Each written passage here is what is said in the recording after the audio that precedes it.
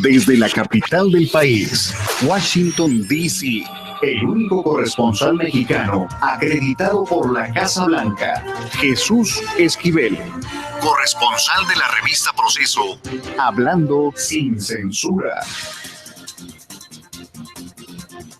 No hay fecha que no se llegue ni plazo que no se cumpla.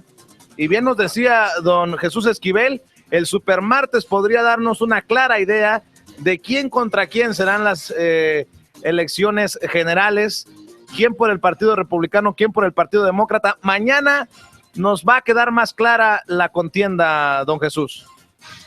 Pues sí, Vicente, buenos días. Parece que por lo menos se podría ya definir a uno de los dos aspirantes a la presidencia de los Estados Unidos, y me refiero a Hillary Rodham Clinton en el Partido Demócrata, la ex primera dama, después de ganar pues el sábado Carolina del Sur.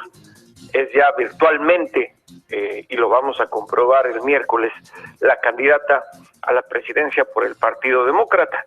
Lo interesante de este supermartes es las asambleas electorales y las elecciones primarias en 14 estados entre el Partido Republicano, en donde, de acuerdo a los últimos sondeos, el multimillonario Donald Trump es el favorito para ganar más delegados en esta contienda frente a Marco Rubio, donde ya se ve como su virtual contrincante por la nominación presidencial del Partido Republicano.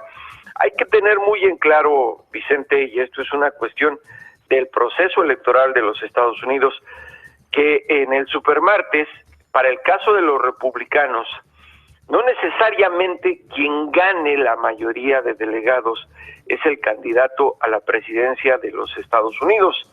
Hay datos muy interesantes y sobre todo las reglas del partido son bastante importantes para definir a su candidato.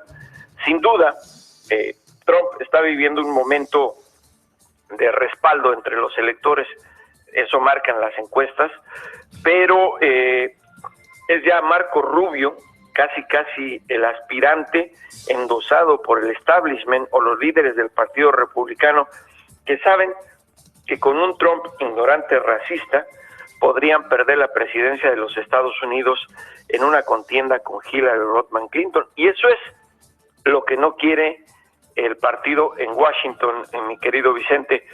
Se requieren 1,237 delegados para ganar la nominación presidencial republicana. En el supermartes hay 689 en juego, divididos en todos estos estados. Sin duda, el premio mayor es Texas con 155, pero se entregan de manera proporcional, a diferencia de lo que ocurre en el Partido Demócrata. Es decir, aunque Trump se lleve la mayoría, a Rubio y a Ted Cruz le van a tocar algunos. No se va a completar el requerimiento de delegados para ganar la nominación. Vienen después los comicios primarios en otros estados, pero el 15 de marzo, que se celebran las elecciones primarias, sobre todo la del estado de Florida, a partir de ese día, con la excepción de algunos estados o territorios de Estados Unidos, en el Partido Republicano, el que gana el comicio o la asamblea electoral por mayoría, así sea por un voto, se lleva a todos los delegados.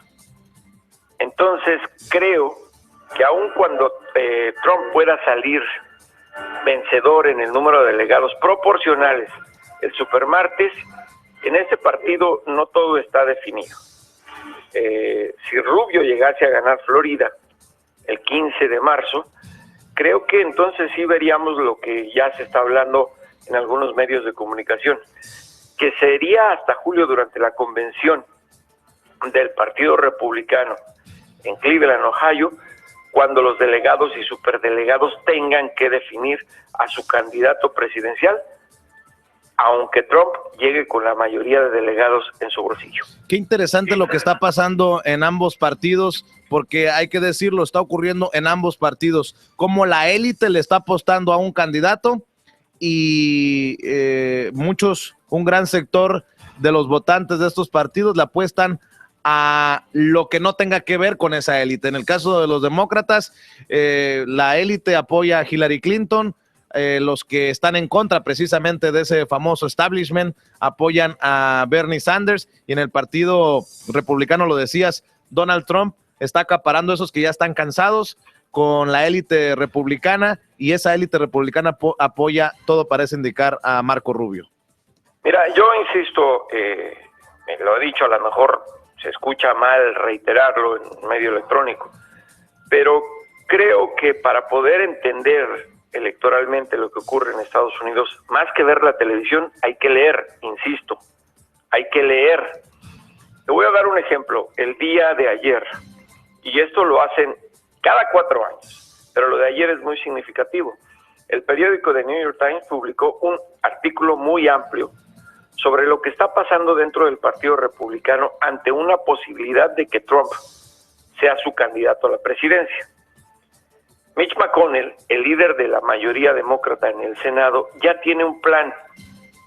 Le va a pedir a todos los legisladores federales de su partido que si Trump es el candidato a la presidencia, no lo apoyen, pero que no lo apoyen no porque es una locura, sino porque saben que perdería la presidencia ante Hillary Rodham Clinton.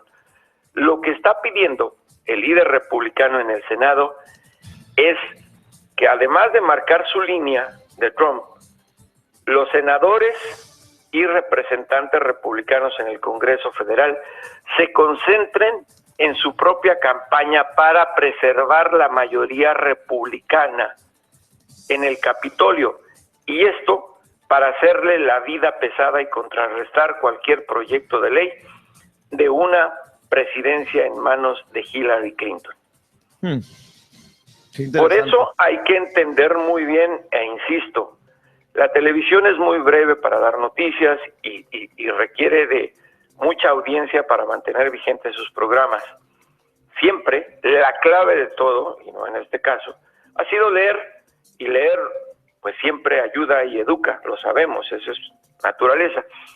Las elecciones en los Estados Unidos son complicadas, pero nunca nos enteramos de los detalles, muchos, porque no leemos lo que está ocurriendo dentro de los partidos. Y es por eso muy importante que no se pueda todavía definir a Trump como el candidato presidencial de los republicanos, aun cuando se lleve la mayoría de los delegados que se reparten de manera proporcional en el supermartes. Pero ahora sí ya podemos tomar como una seria piedra en el zapato a Donald Trump.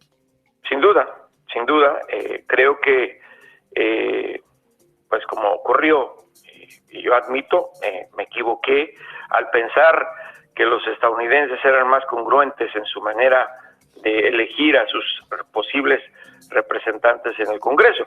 Pese a las locuras que está diciendo todos los días Donald Trump, porque todos los días demuestra que sí es un ignorante de la política, creo que hay muchos electores que no necesariamente son los que al final van a votar en las elecciones del 1 de noviembre. Se están comiendo la carnada que les está tirando este multimillonario. Pero espero no equivocarme en esto, mi querido Vicente. Yo sigo pensando y creyendo que a la hora de votar en una elección presidencial, los electores de este país son más responsables. Vaya situación en la que nos ponen con estos políticos, ¿no? Hemos, tanto tú como yo, pronosticado que Hillary Clinton no llegaría a ser presidenta, pero lo peor que pudiera pasar es tener a Donald Trump como presidente. Sin duda, digo, ya por lo que representa Estados Unidos a nivel internacional y más en el caso de México, creo que por el bien del futuro es mejor tener a Clinton, y no es que sea mala, simplemente yo decía porque quedó demostrado que sus ambiciones de poder no eran aceptadas por la sociedad, pero creo que incluso los republicanos menos conservadores votarían por ella antes de votar por Donald Trump. ¿Qué piensa de las declaraciones? Ya le entraron también a la política desde México. La secretaria de Relaciones Exteriores dice que Donald Trump es racista, ignorante y una serie de adjetivos ahí. A mí me sorprende que en medio de estas campañas políticas alejado de lo que habían hecho históricamente los gobiernos de México, le han entrado a la campaña desde México. Tenían que entrarle. Creo que las ofensas, las amenazas de Trump tenían que ser contestadas desde el gobierno de México. Leí lo que dijo la canciller al periódico The Washington Post. No es que no coincida con ella. Creo que es un poco contraproducente porque dio argumentos muy fáciles de rebatir por parte de Trump si en algún momento se entera lo que dijo la canciller. El hecho de decir que cuando una manzana es roja, y que el que dice cosas ignorantes es un ignorante, no está mal, pero creo que es demasiado fácil para Trump responderle. Si quisiera responderle al gobierno mexicano, diría, pues cuando un gobierno es corrupto, es corrupto. En el caso de Peña Nieto, por todos los incidentes que han ocurrido. Pero tenía que responderle el gobierno mexicano. Yo creo que se habían tardado, y como muchos están diciendo que se han tardado en la contienda presidencial, tanto republicanos como demócratas, en minimizar o atacar a Trump, que ya creció y se volvió una especie de bola de nieve. Pero también hay que dejar una cosa en claro. Creo que la canciller tuvo que salir al frente, porque en Washington, donde se supone que debe estar este catalizador de lo que ocurre en los Estados Unidos en referencia a la relación bilateral, en lugar de tener a un embajador, tenemos a un profesor. Ya lo dijo usted. Oiga, ¿cómo le fue el fin de semana? Muy bien. ¿Sí? ¿Todo tranquilo? Sí, muy bien. Trabajando, porque eso. Hoy iniciamos una columna en la revista Proceso. Muy bien, pues estaremos al pendiente de la revista Proceso. Por lo pronto le mando un abrazo, don Jesús Esquivel. Buen día. Gracias. Periodismo objetivo y serio. Bueno, a veces no tan serio, pero siempre objetivo. Sin censura. Con Vicente Serrano.